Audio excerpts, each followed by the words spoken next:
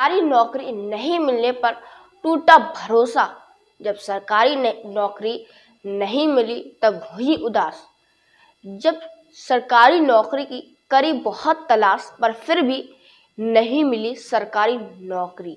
जब शुरू किया खुद का बिजनेस तब बहुत सारी महिलाओं को रोजगार देती हैं।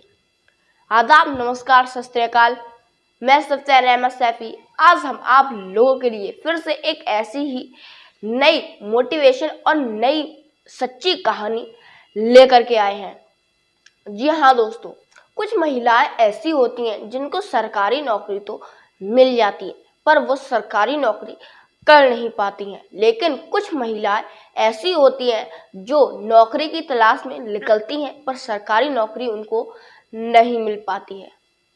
आज की कहानी भी हमारी कुछ ऐसी ही है, एक वंदना गौड़ महिला की, जो सरकारी नौकरी तो पाना चाहती थी। सरकारी नौकरी की बहुत सारी तलाश करी पर नहीं मिली, क्योंकि उनको उनकी परिस्थितियों ने सरकारी अधिकारी बनने ही नहीं दिया। बल्कि उनका सपना तो था कि मैं एक सरकारी अधिकारी बनूं, पर नहीं बन पाई।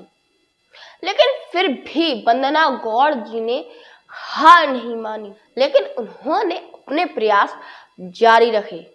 इन्हीं प्रयासों की वजह से वो अपने घर में अपना एक बिजनेस बना लेती हैं और सब्जियां बेचना शुरू कर देती हैं और बहुत सारी महिलाओं को आज वो रोजगार दे रही हैं। उन्होंने अपनी एक बात जरूर बताई। उन्होंने सरकारी नौकरी की तलाश तो बहुत सारी जगहों पर करी पर सरकारी नौकरी कहीं नहीं मिली। इस वजह से वो थोड़ा उदास हुई, नाराज हुई।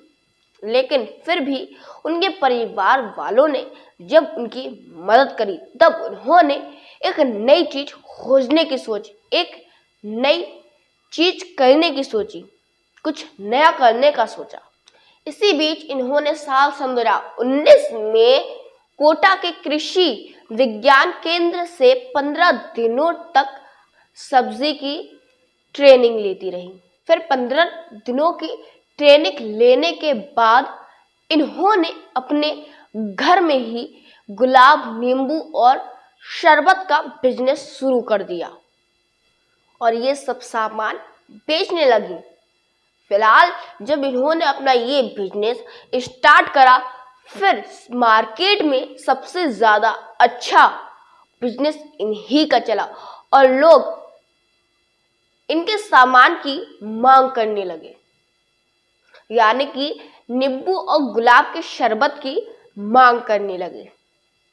फिर इनको और भी महिलाओं की जरूरत पड़ी, तब इन्होंने कुछ महिलाओं को अपने काम के लिए रख लिया और आज वो 20 से अधिक महिलाओं को रोजगार भी देती हैं और उनका फायदा और मुनाफा भी बहुत होता है और मार्केट में उनकी सबसे ज्यादा इन्हीं की चीजों की मांग होती है। फिर इनका बिजनेस तो बढ़ गया।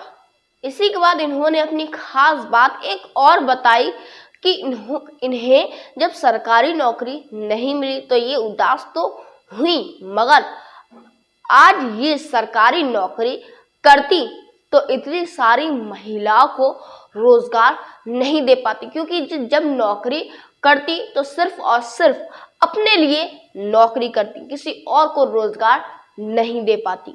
इन्होंने कभी सोचा नहीं था कि अगर मैं सरकारी नौकरी कर रही होती तो आज मैं इतने सारे लोगों को रोजगार नहीं दे पाती। फिलहाल अब ये अपना खुद के बिजनेस के 20 लोगों को, यानी कि 20 महिलाओं को रोजगार दे रही हैं।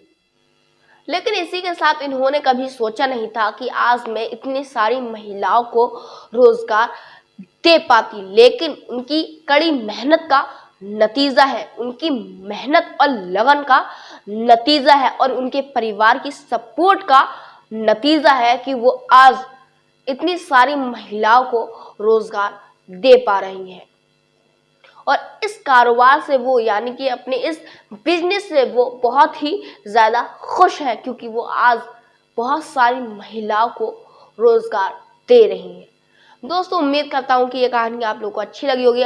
इस कहानी से हमें आप लोगों को ठेस पहुंचाना नहीं था, ना ही कोई नुकसान पहुंचाना था, बल्कि आप लोगों को जागरूक करना था, शिक्षित करना था, ताकि आप लोग इस कहानी से मोटिवेट हो और हमारे देश का नाम इसी तरह आगे बढ़ाएं, जैसे कि वंदना गौड़ जी ने हमारे देश का नाम रोशन करा है और साथ ही अपने गांव और राज्य का भी नाम रोशन करा है।